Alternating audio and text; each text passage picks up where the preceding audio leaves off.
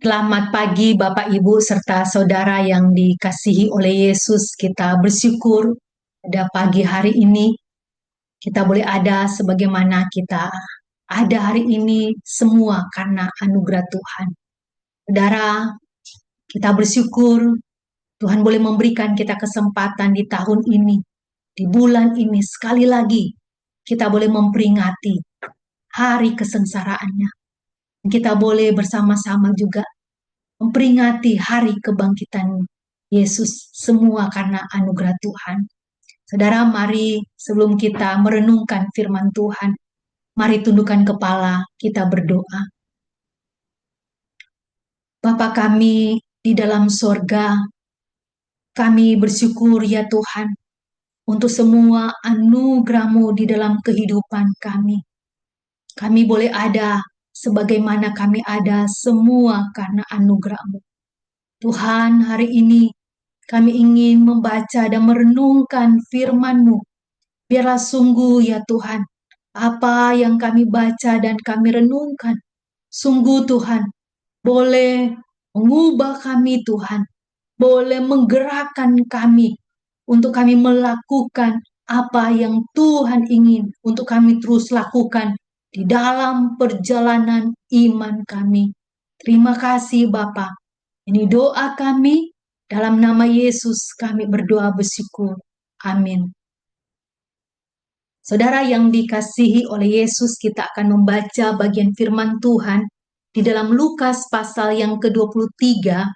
Kita akan baca dalam ayat 34 sampai dengan ayat 36. Demikian firman Tuhan. Yesus berkata, "Ya Bapa, ampunilah mereka, sebab mereka tidak tahu apa yang mereka perbuat." Dan mereka membuang undi untuk membagi pakaiannya. Orang banyak berdiri di situ dan melihat semuanya. Pemimpin-pemimpin mengejek dia, katanya, "Orang lain ia selamatkan. Biarlah sekarang ia menyelamatkan dirinya sendiri. Jika ia adalah Mesias, orang yang dipilih Allah." Juga prajurit-prajurit mengolok-ngolokkan dia. Mereka memuncungkan anggur asam kepadanya. Sampai demikian pembacaan firman Tuhan kita. Saudara yang dikasihi oleh Yesus, kita baru merayakan hari kesengsaraan Yesus. Hari yang paling agung di sepanjang sejarah. Hari kesengsaraan Yesus setiap tahun kita peringati. Pertanyaannya, apakah peristiwa kesengsaraan Yesus sungguh mengubahkan hidup kita? Apakah setiap kali kita memperingati peristiwa kesengsaraan Yesus sungguh mengubahkan hidup setiap kita? Saudara yang dikasihi oleh Yesus, firman Tuhan yang kita baca hari ini mengingatkan kita dua hal. Bagaimana kita belajar dari apa yang Yesus lakukan. Yang pertama, saudara, yaitu Yesus mengasihi meskipun dibenci. Mengasihi meskipun dibenci. Saudara yang dikasihi oleh Yesus, sejarah sudah membuktikan di dunia ini, di kehidupan ini, bahwa ada kasih yang begitu besar, ada kasih yang begitu dalam, ada kasih yang begitu agung, sudah dinyatakan kepada manusia. Kasih yang besar itu dinyatakan bukan pada saat Yesus sedang dikelilingi oleh orang-orang yang mau mendengarkan ajaran Yesus. Kasih yang besar itu dinyatakan bukan pada saat Yesus sedang melakukan mujizat dan orang banyak mengelilingi Yesus. Kasih Yesus yang besar dinyatakan juga bukan pada saat Yesus sedang dieluk-elukan. Saudara, justru Alkitab menyatakan bagaimana kasih yang besar itu dinyatakan saat Yesus dibenci. Firman Tuhan katakan, ada pemimpin-pemimpin yang mengejek Yesus. Ada prajurit-prajurit yang mengolok-ngolok Yesus. Saudara, kasih yang besar itu dinyatakan saat Yesus disiksa, saat Yesus diolok-olokkan, menderita sengsara. Saudara yang dikasihi oleh Yesus, mengapa kasih Allah dinyatakan? Justru dalam penderitaan dan dalam kesengsaraan Yesus. Karena saudara, Allah ingin memperlihatkan kepada manusia adanya suatu tanggungan yang begitu besar, adanya suatu beban yang sangat berat, dan tanggungan itu, beban berat itu adalah dosa manusia. Betapa seriusnya dosa di hadapan Allah. Dan Yesus rela memikul beban terberat itu demi menyelamatkan manusia. Saudara yang dikasihi Yesus, mengasihi meskipun dibenci adalah kasih yang tidak bersyarat. Kasih yang bukan sekedar perasaan, tetapi sebuah tindakan nyata. Di dalam penderitaan dan di dalam kesengsaraan Yesus, Yesus berkata, "Ya Bapa, ampunilah mereka." Yesus tidak berdoa untuk dirinya, tetapi justru Yesus berdoa untuk mereka yang menganiayanya. Saudara yang dikasih oleh Yesus, hari ini kita belajar yang pertama, bagaimana Yesus mengasihi meskipun dibenci. Yang kedua, saudara, apa yang Yesus lakukan? Yesus tidak hanya sekedar mengasihi meskipun dibenci, tetapi mengampuni meskipun dihina. Mengampuni meskipun dihina. Saudara yang dikasihi oleh Yesus, secara umum, mengampuni adalah keputusan untuk melepaskan kesalahan orang lain dan tidak menuntut balas, meskipun kita pernah disakiti. Dan dalam iman Kristen, pengampunan itu bukan sekedar perasaan, tetapi tindakan hati dan kehendak.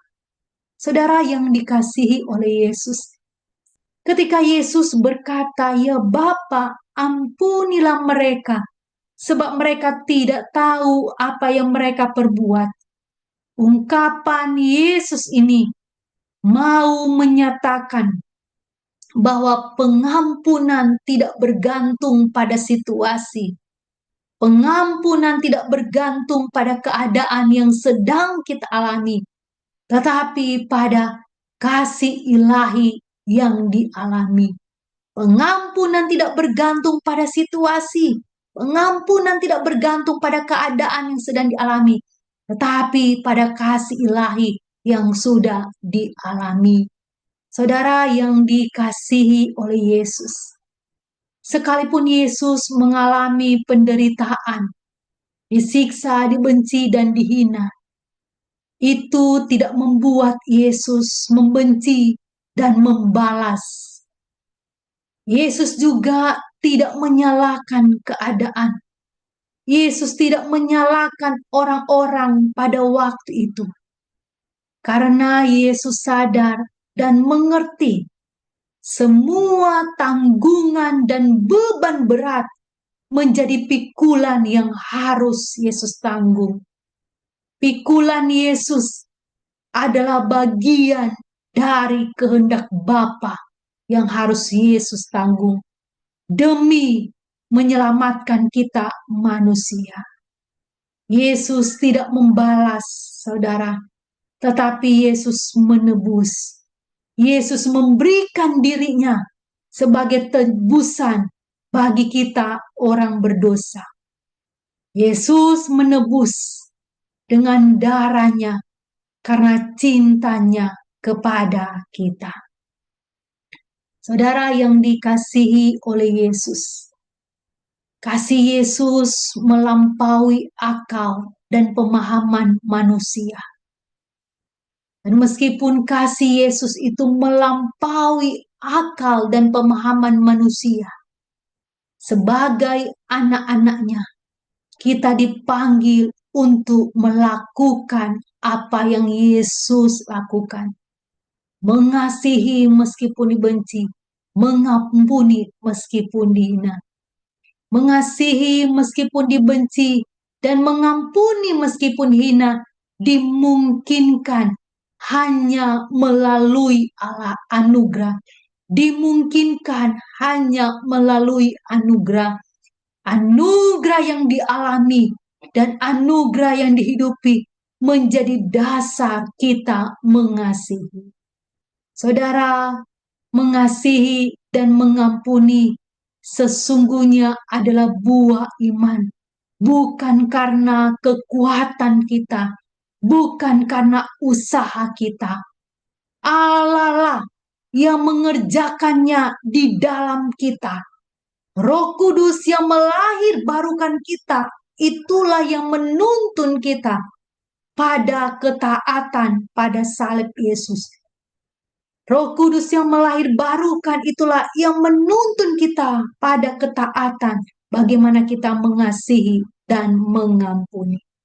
Saudara yang dikasihi oleh Yesus, mari kita belajar dari Yesus. Karena Yesus adalah teladan kita yang agung. Biarlah kasih-Nya yang mengalir dalam hidup kita senantiasa akan menuntun hidup kita hari lepas hari, melakukan apa yang ingin Tuhan inginkan kita lakukan di dalam hidup kita. Amin. Biar sungguh firman Tuhan menolong kita. Kita berdoa. Bapa kami di dalam surga, tidak ada kasih yang begitu besar selain kasih-Mu yang begitu agung, yang rela menderita dan disalibkan bagi kami orang yang berdosa. Bapa, kami adalah orang yang tidak layak di hadapan-Mu. Hanya oleh anugerah-Mu Engkau melayakkan kami. Tolonglah masing-masing kami sebagai umat-Mu ya Tuhan. Kami boleh senantiasa terus belajar dari Engkau. Terima kasih ya Bapa. Hamba-Mu berdoa untuk seluruh jemaat-Mu yang sedang di dalam pergumulan. Apakah sedang bergumul di dalam kesehatan, bergumul dalam masalah ekonomi, bergumul di dalam masalah usaha dan pekerjaan, apapun yang dialami, biarlah sungguh ya Tuhan, Engkau boleh menolong setiap umat-Mu. Engkau yang boleh memberikan jalan keluar dari setiap persoalan dan pergumulan umat-Mu. Terima kasih ya Bapa. Biarlah di waktu-waktu kami merenungkan kebenaran-Mu, di waktu-waktu kami merenungkan apa yang sudah Engkau lakukan di atas kayu salib itu, dan kebangkitan-Mu akan terus menuntun setiap kami. Terima kasih ya Tuhan. Ini doa kami, ini permohonan kami. Hanya di dalam nama Tuhan Yesus kami berdoa dan bersyukur. Amin.